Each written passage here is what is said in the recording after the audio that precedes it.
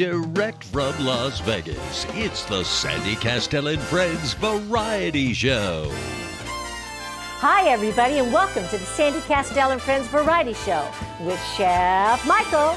Sit back, relax, and we're going to entertain you with a little bit of staying fit and fabulous forever, a little bit of cooking with Chef Michael, and, of course, some wonderful interviews and entertainment. See you in a minute.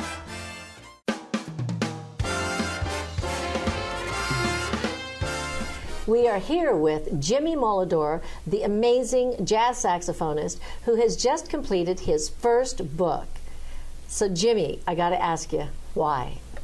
You know, Sandy, I've had such extraordinary stories from my career because of the saxophone that I play. It just led me like a rock star's life. So everybody that has come in contact says, why don't you write a book? We need to hear all of these great stories of you. See, what's nice, though, Jimmy, you were at a time, an era in Las Vegas that me, as a young man, dreamed about. You came in, what year did you come into Vegas? September 1957. 1957. So, to me, that's when Vegas was Vegas, because you had the greatest stars. Oh. The mob was still here. They never left. Thank you very much. You know that as well as I do. Yes. And what's nice about this particular interview, that Sandy and I had the pleasure of you conducting for us and playing with us, you know, for about 2.5 months, different places that we performed in Las Vegas. And playing with you was an experience for me that was absolutely astounding, you know, because I heard horn players, but the passages that you play are just great, you know, and we had a lot of fun too. So naturally, when the book came out, you know, when doing the book, and we read a little bit that was in there, I said to myself, you know, we got to get you on, and people need to really take a look of what is there, because naturally you dated and went out with some very big celebrities. That's right. Yes, right? Yes, yes. And name a few of the celebrities that you went out with. Well, you might not even remember Betty Grable. Oh, I remember Betty Grable. And Margaret. And Margaret. Danny Thomas's daughter, Terry, not Marlon. Yes, we almost got married. Really? And Miles Davis's wife, who they were divorced at that time, Fran Davis. And geez, I can't even remember all of them, but it's extraordinary because it was the right time. And I was always in the right place. Well, so now, is this a tell-all book? It is. I mean, are you telling secrets? Secrets that nobody knows about, and like Mike Weatherford said, this book is fantastic. Now, we're not going to get whacked having you on here, are we? Well, I was just going to get to that. Mike Weatherford said Jimmy Malodor has escaped death so many times that maybe this book will do the trick. You know what Benjamin Franklin said? What? Anybody who represents themselves is a fool. This guy, his name is Neil Cameronaris. He is one of the best civil attorneys in Las Vegas. Do you know what he specializes in? Asset protection, estate planning, business law, bankruptcy, foreclosure, immigration. That's what I love about this guy. Neil Cameronaris. He's the best. Well, you know, Jimmy, you are an amazing player, and you do a lot of the songs, a lot of the real jazz stuff, you know, that we don't hear all the time on playing on the smooth jazz channels. Right. You play things like Big Steps, Giant Steps. Giant Steps, Giant Steps. That song is amazing. And you just played with us with a big band, with my dad's big band. Right, it was fantastic. His band was fantastic. Dick Kastel's band was great. But so now when you're selecting music, though, why do you choose songs that are so out there like that? Well, it's not really out there. It's out because people here in Las Vegas are unfamiliar with this type of jazz. Why do you think that is? Because there's not a lot of jazz aficionados here. And some of them are stuck with the older fellas, not Louis Armstrong, but Stan Getz's, Zoot Sims, Dizzy Gillespie. I do a lot of Dizzy Gillespie work. Miles Davis, I do a lot of Miles. And my hero and idol is John Coltrane also. Yeah, amazing. John was the messiah of jazz.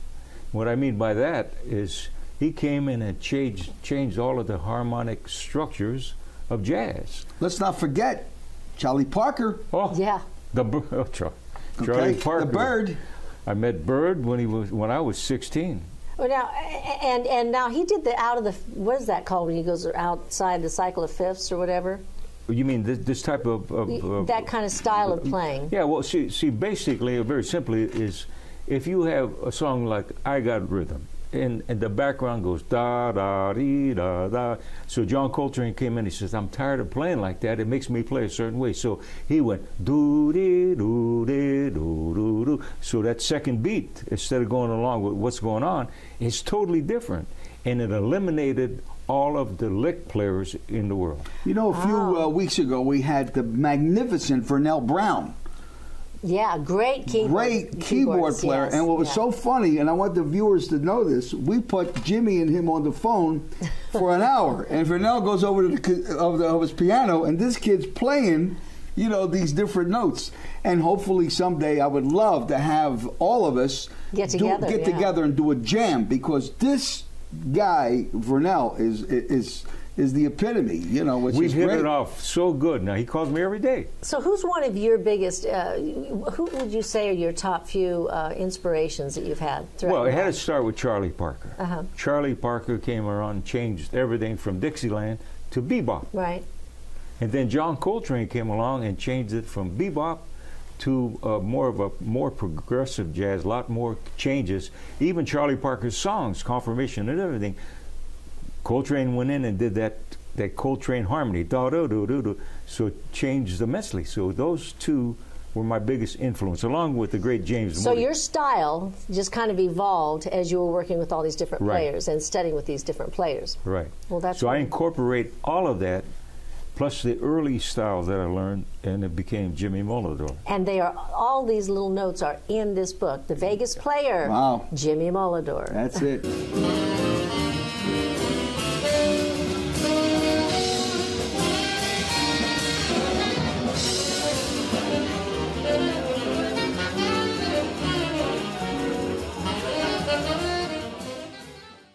That was wonderful. And that's a song that not all of our audience knows about, and you just introduced everybody there at Canyon Gate to that song, Giant Steps. That was a great tune, man. Yeah. You cooked, baby. You cooked. Oh, thank you. I've worked all my life on that tune. That was great. That was good, man. Yeah. The great Jimmy Malodor. Yeah, Jimmy. Hey, it's the holidays. And I'm very excited. You know why? Why? Because it gives me a chance to go to Smith's on Sahara and Durango. They got the best of everything, Sandy. You know what they have over there? What? The best food, the best produce, the best meats. I love that place, and I can't wait to go. I know, we love shopping at Smith's. I'm going right now.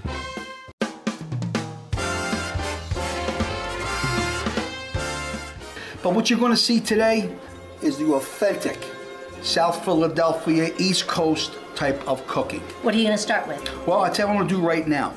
I'm going to fry some garlic. I don't know if you can see, but it's behind me. We got the garlic fried. And then what I'm going to do is I'm going to get the peppers, okay? And I'm going to fry those peppers. So watch what happens. You have a nice big pan. You can get this at Smart & Finals. They have them, and a lot of different stores have them. And you need something like this so these peppers could breathe when they cook. And watch. And you put the peppers in here like this, okay? And you let those peppers cook. You raise the flame just a little. It's important to have a lid, and you put the lid on top of it like this, because what the lid does, it gives it a little steam to soften the pepper. Okay, let's go back. Now, this next one we're going to make here as the peppers are frying is a Neapolitan anchovies salad. Now, let me explain something to you, to everybody in TV land. Many times people have spices in every nationality, in every race, creed, and color. These spices are in everybody's cupboard. You got garlic powder, you got salt, you got pepper, and parsley. That's the only ingredients that I'm going to be using for all these dishes that you're going to see. So, Sandy, what I'd like you to do right now is I want you to get the knife, and I'm a little bit of a pro, so you know what I want you to do is I want you to cut up that onion there. And as Sandy's cutting up that onion, as you can see what I'm doing here, I'm cutting up this onion. You don't want it too small, you want it kind of thick, okay? And this is a beautiful, beautiful salad, okay, that marinates for about 20 minutes before you eat it. And yes, put it right in there, Sam. Boy, that'll come out real nice. Look at that. Isn't that gorgeous? Fantastic. Good onion slicer. Yeah, you are fantastic. Now, one of the things that I want you to know, everybody in TV land, once again, no garlic at all for this particular salad, but you need some salt, and you be generous with the salt. Don't be afraid. It looks like it's going to be a lot, but there's not. And that's some pepper, okay? Don't be afraid with that. And the most important thing right here is your lemon juice. Now this is fresh lemon juice. I squeezed the lemon with my own hand in that thing, and my thumb is killing me.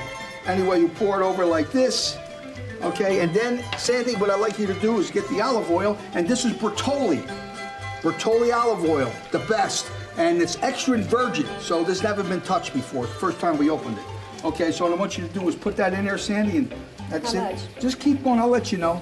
Oh yeah, that's it, take it easy, lady. Hold on for a second. Very good. Okay, you can put that back. What you want to do here is get your hand, and what's things nice about this, what you do is you just wash your hand over here, and this is one of the best things. And this is what you do.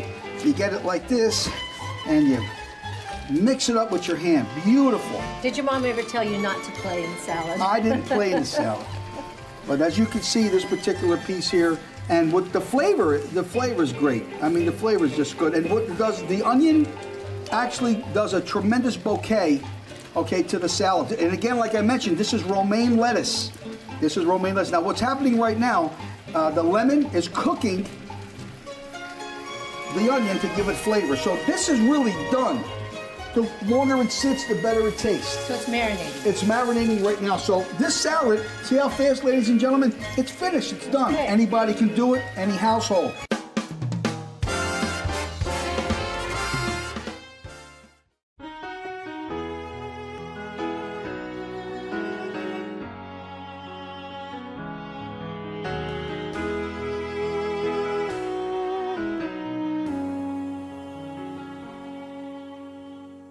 She woke from a dream and started to cry.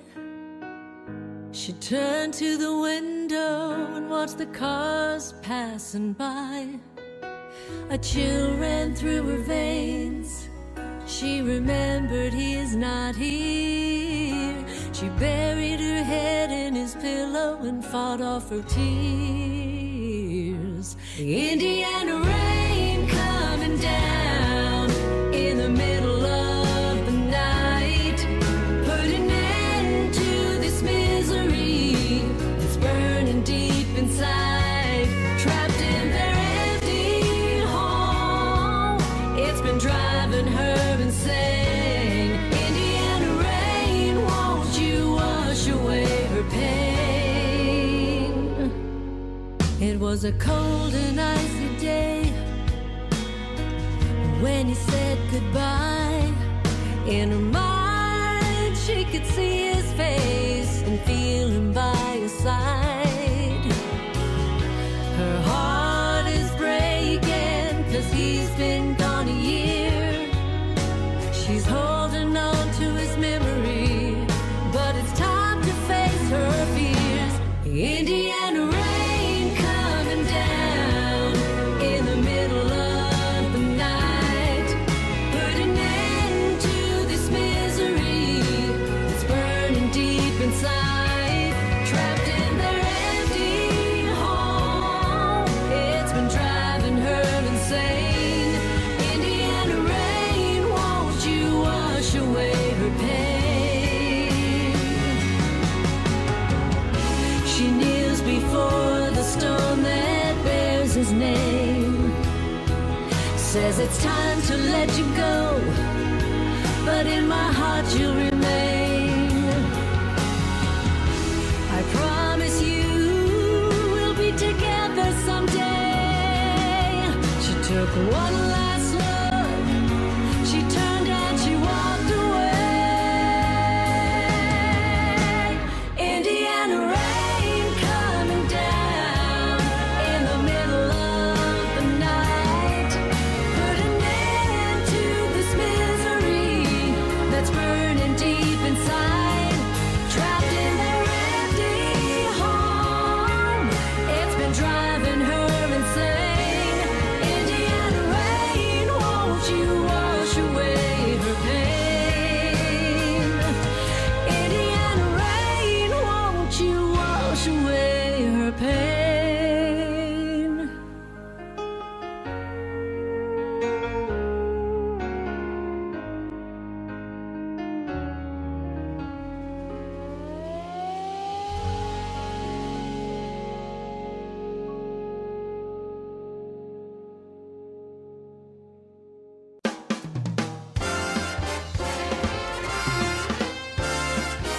Welcome back, folks, to Phillips and Cash Unwrapping Las Vegas Legends. Today we highlight perhaps the most flamboyant entertainer to ever appear on a Las Vegas stage. None other than the man himself, Liberace. Born Vladislav Valentino Liberace in 1917, starting at the age of 4, this prodigy entertained audiences all over the world until his death in 1987. His 40-year career included concerts, recordings, TVs, and endorsements. From 1950 through 1970, he was the highest paid performer in the world. That's amazing. You know, settling in Las Vegas, his show had everything.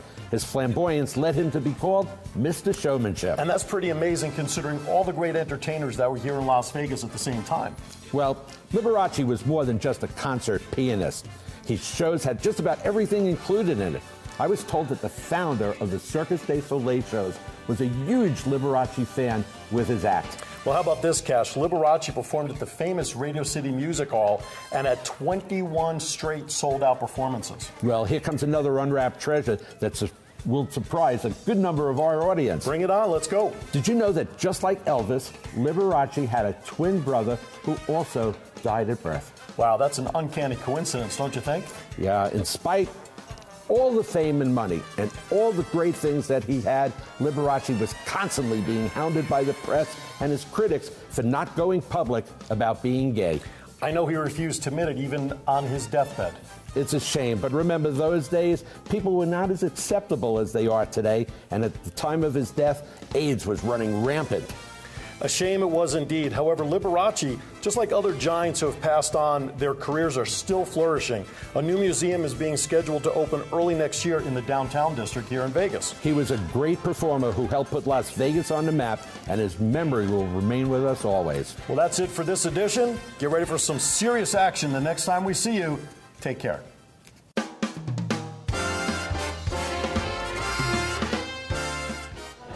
Hi, this is Sandy Kastel with Sandy Kastel and Friends, and I'm standing here with two handsome models here at Fashion Week Las Vegas, and we are on the runway, and the show is getting ready to start.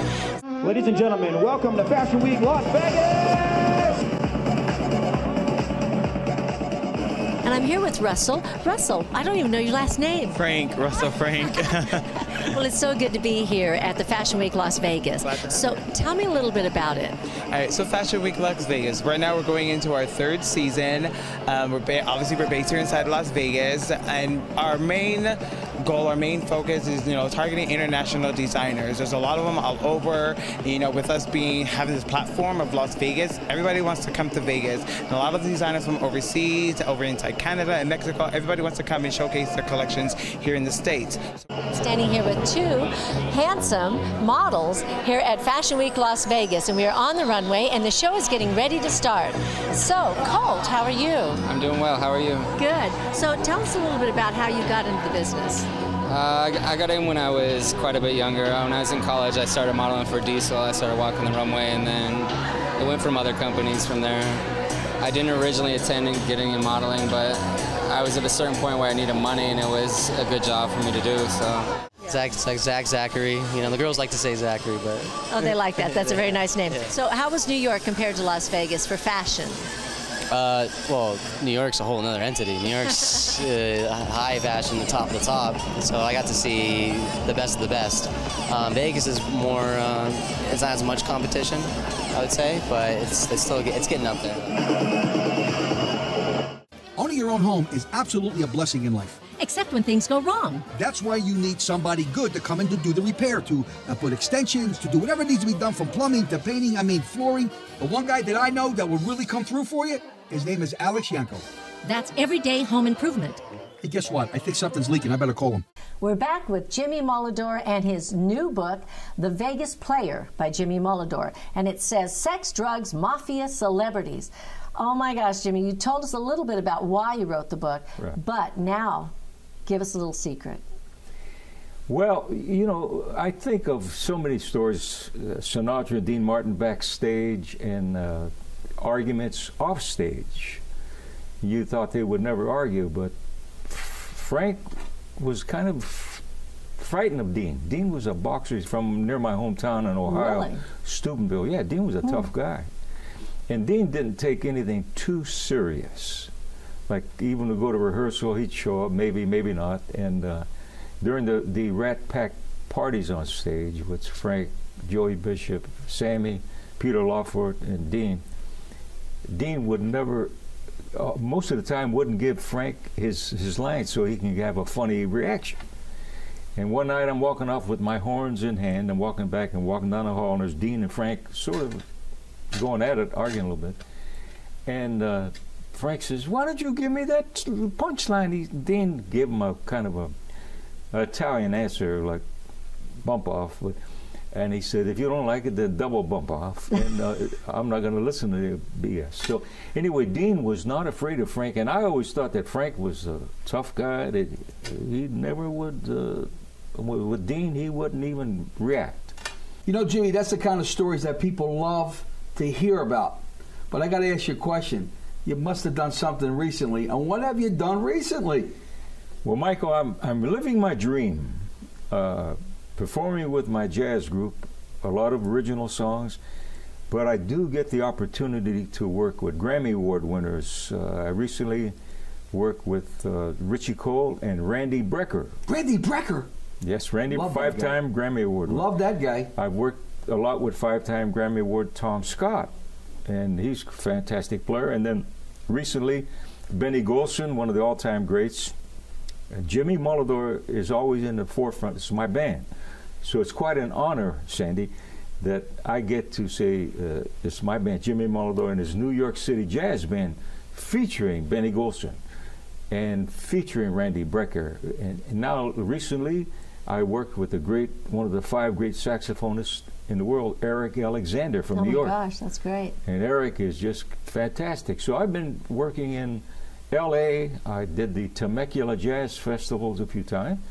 Also, I worked in Yoshi's in Oakland, which is one of the great venues for jazz. Top jazz Yoshi's locations in the United States. And recently closed the Anthology, which was in San Diego, which was fantastic. So, you know, L.A., a little bit in New York, and that's what I've been doing. You know, prior to us meeting you, and me meeting you, because as you well know, Gil Cohen was the one that introduced us to you. Yeah. I came to see you, believe it or not, at the Smith Center. And I got stuck in the balcony. I couldn't get in front. I was all the way up at the top. Okay. That was an exciting night.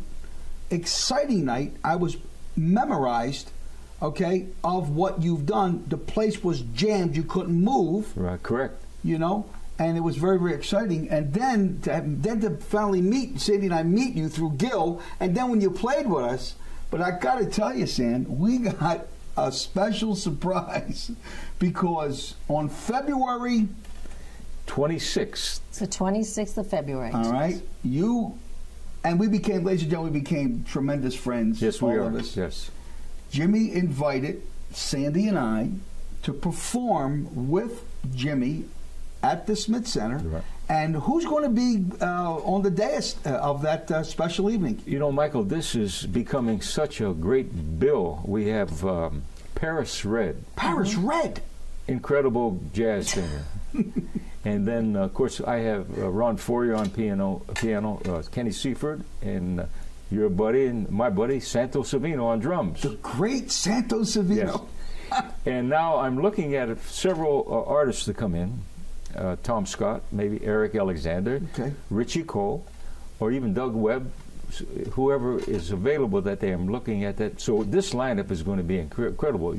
With you and Michael, and Paris will more or less the non-aficionados of jazz. Like the Great American Songbook. Yeah. Right. See, when people come here, they think they like jazz, and they're limited on what they know of jazz. Right.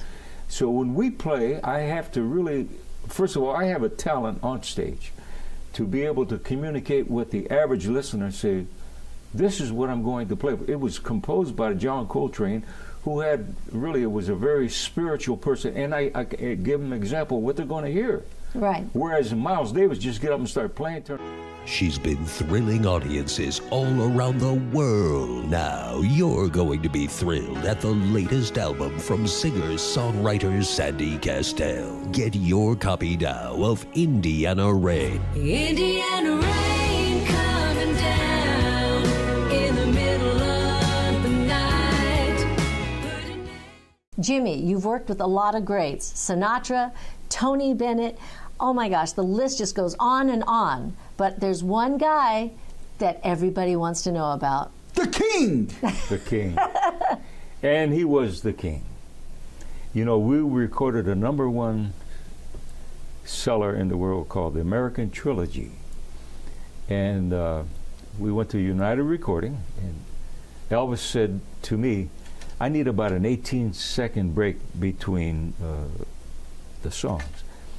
And so he said, can you imagine yourself sitting under a tree with a little glass of wine and a piece of cheese and just play the flute solo to Dixie? So first time I did it, he said, that's it.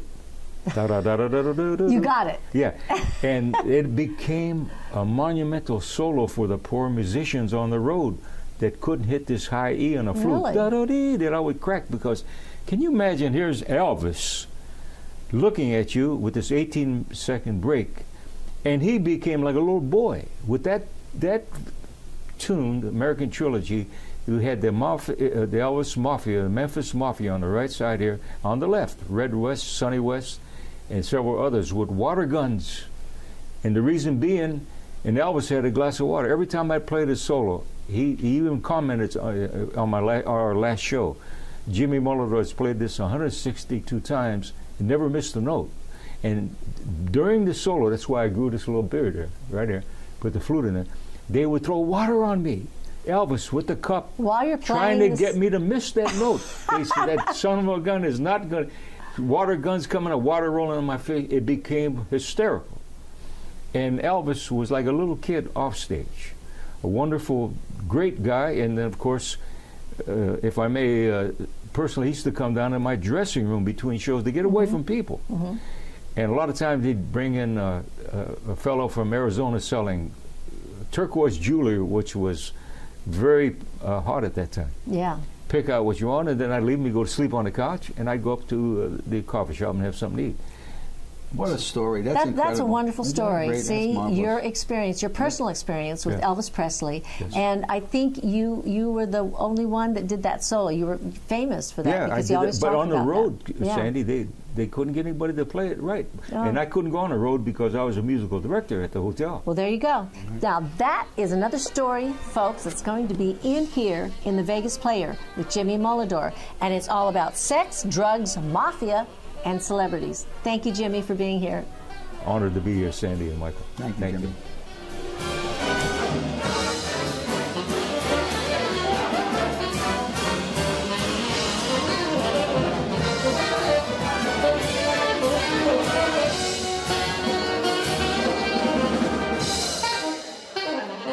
Thank you for joining Sandy Kastel and Friends. See you next time.